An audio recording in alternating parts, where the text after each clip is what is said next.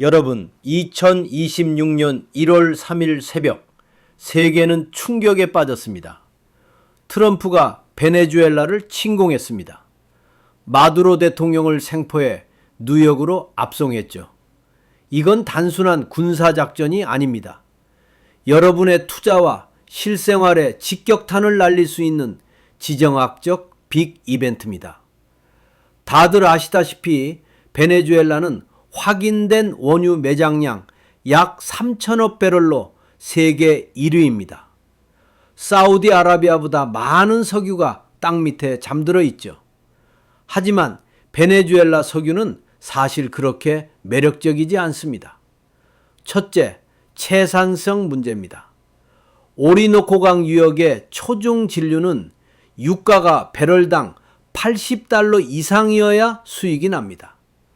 둘째, 낮은 생산량입니다. 2026년 1월 기준 베네수엘라의 원유 생산량은 하루 85만 배럴로 1990년대 340만 배럴에서 크게 줄었습니다. 셋째, 글로벌 비중이 1% 미만입니다. 현재 베네수엘라 원유는 글로벌 공급량의 1%도 안 되며 오펙의 여유 증산 능력은 500만 배럴에 달합니다. 그렇다면 트럼프는 왜 침공했을까요? 앞으로의 유가는 어떻게 될까요? 달러는, 그리고 우리나라 경제는? 오늘 이 영상 하나면 베네수엘라 사태가 여러분의 투자와 생활에 미칠 영향을 이해할 수 있습니다. 여러분, 지금부터 집중하세요. 남미 대륙의 북단, 카리브해 푸른 물결과 오리노코강의 흙탕물이 만나는 곳에 현대 지정학의 가장 거대한 모순이 잠들어 있습니다. 베네수엘라는 신이 내린 축복과 저주를 동시에 품은 나라입니다. 땅속에는 인류가 수십 년을 쓰고도 남을 3천억 배럴의 석유가 묻혀 있지만 지상에서는 국민들이 빵과 약을 구하기 위해 쓰레기통을 뒤지는 비극이 벌어지고 있습니다. 오늘 우리는 단순히 미국의 베네수엘라 침공이 사건이 세계 경제와 우리 삶에 어떤 나비 효과를 일으키는지 추적해 보려 합니다. 이 이야기는 군사작전이 아니라 에너지와 범죄, 강대국의 패권, 그리고 서울의 가스요금 고지서까지 이어지는 하나의 거대한 연결고리입니다. 베네수엘라를 이해하려면 먼저 석유에 대한 상식을 버려야 합니다. 이 나라의 석유는 우리가 흔히 떠올리는 맑고 잘 흐르는 액체가 아닙니다. 오리노코 벨트에 묻힌 원유는 초중진류라 불리는 물질로 차갑게 굳은 땅콩 버터나 녹담한 아스팔트에 가깝습니다. 물보다 무겁고 끈적해 스스로 흐르지 않기 때문에 채굴하려면 지층에 뜨거운 증기를 주입해 녹여야 합니다. 이 과정에서 막대한 에너지가 필요하고 비용도 급증합니다. 여기에 더 큰 문제가 있습니다. 이 원유는 유황과 중금속 함량이 매우 높아 일반적인 정유 공장에 투입하면 설비가 망가질 수 있습니다. 다시 말해 베네수엘라 석유는 세계에서 가장 매장량이 많지만 동시에 가장 다루기 힘든 문제아 자원입니다. 그런데 아이러니하게도 이 더러운 석유를 누구보다 간절히 원하는 나라가 있습니다. 바로 미국입니다. 텍사스와 루이지애나에 몰려있는 미국 걸프만 정유 공장들은 수십 년 동안 이런 중진류를 처리하기 위해 막대한 투자를 해왔습니다.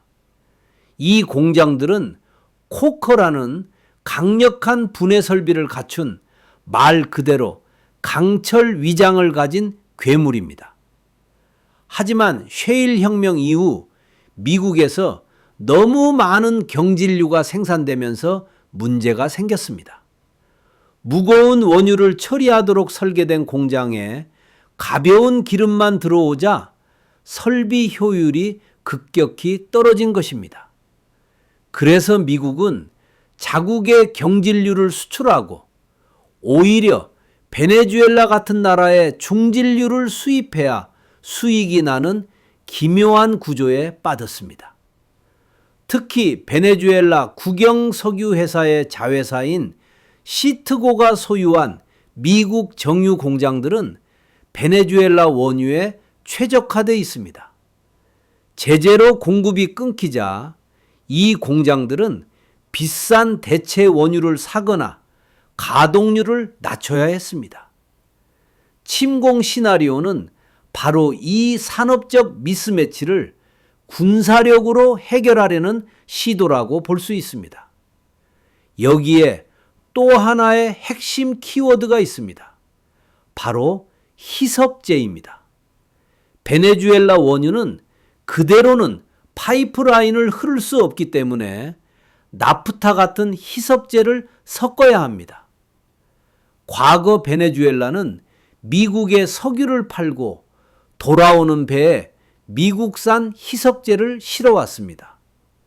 미국은 고객이자 필수 공급자였던 셈입니다.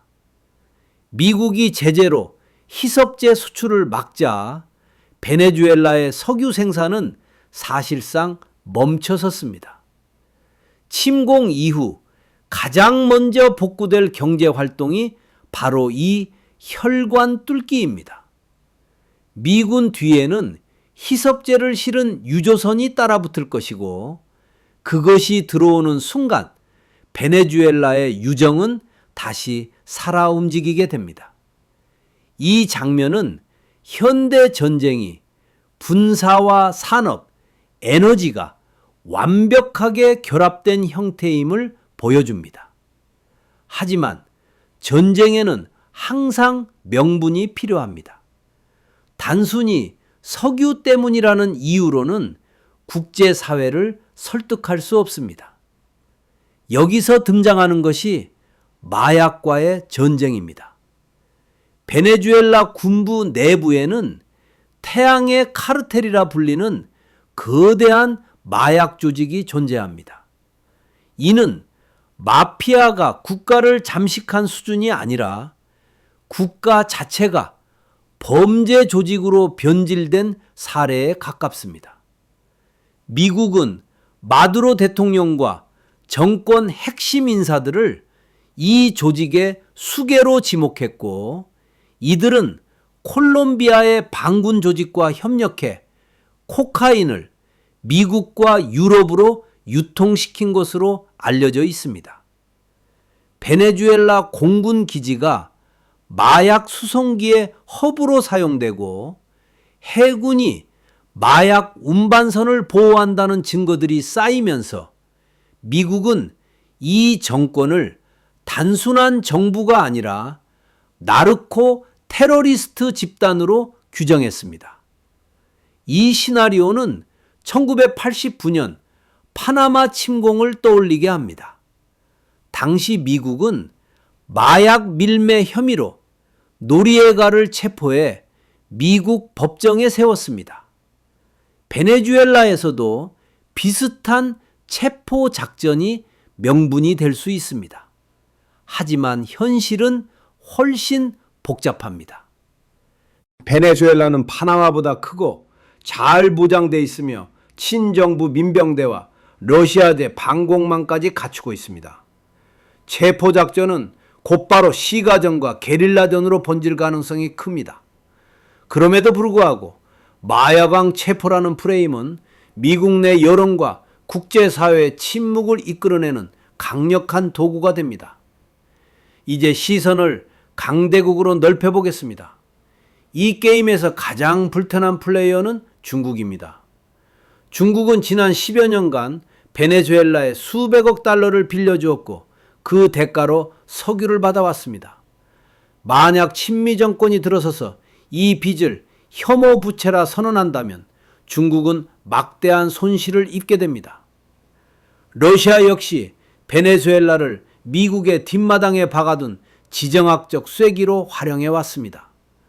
러시아 국영기업은 베네수엘라 유전에 깊숙이 관여하고 있으며 이 나라는 러시아가 미국을 압박할 수 있는 중요한 전초기지입니다. 이 모든 갈등의 바닥에는 페트로달러 체제를 지키려는 미국과 페트로 위안을 확산시키려는 중국의 통화 전쟁이 깔려 있습니다. 그렇다면 이 모든 일이 우리와 무슨 상관일까요? 답은 분명합니다. 한국은 에너지의 93% 이상을 수입에 의존하는 나라입니다. 베네수엘라에서 벌어지는 일은 시차를 두고 한국 경제에 충격파로 전달됩니다.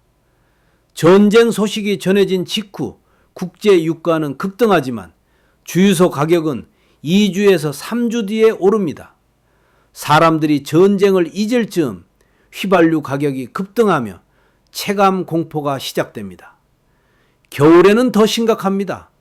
국제 에너지 가격 상승은 몇 달 뒤 가스비 폭탄이라는 고지서로 돌아옵니다. 베네수엘라의 포성이 멈춘 뒤에도 우리는 그 비용을 난방비로 나눠내게 됩니다. 에너지 가격 상승은 답상 물가와 산업 원가까지 끌어올리며 결국 물가는 오르고 경기는 둔화되는 스태그플레이션의 그림자를 드리웁니다. 결국 베네수엘라 침공 시나리오는 승자 없는 게임이 될 가능성이 큽니다.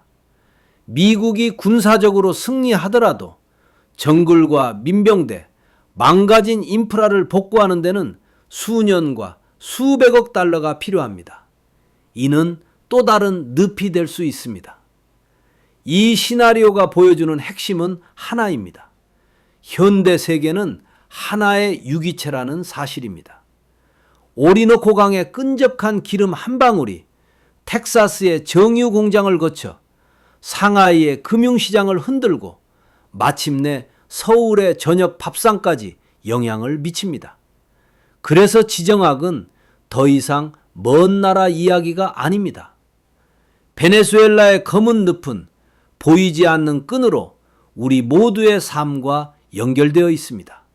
이상 뉴스토끼였습니다.